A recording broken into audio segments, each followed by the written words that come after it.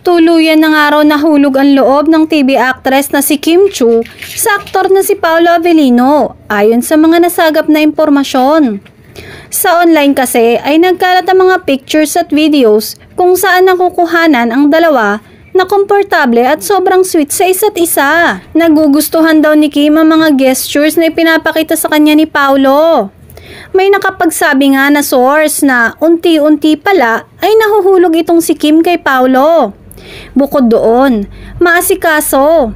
Yun talagang nararamdaman umano ni Kim Chiu na babae siya kay Paolo Avellino. Hindi naman maikakaila dahil sa ilang kuha ng mga fans na nakakakita sa kanilang dalawa.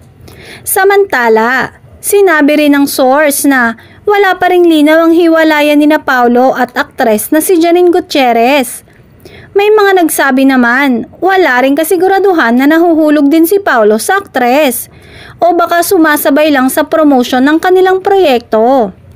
Naging magkasama sina Kim at Paolo sa seryeng Linlang at magkasama silang muli sa Pinoy adaptation ng Korean series na What's Wrong with Secretary Kim. Sarami nga ng Kim Pao fans now, tinututukan talaga nila ang bawat kilos ng idols sa social media.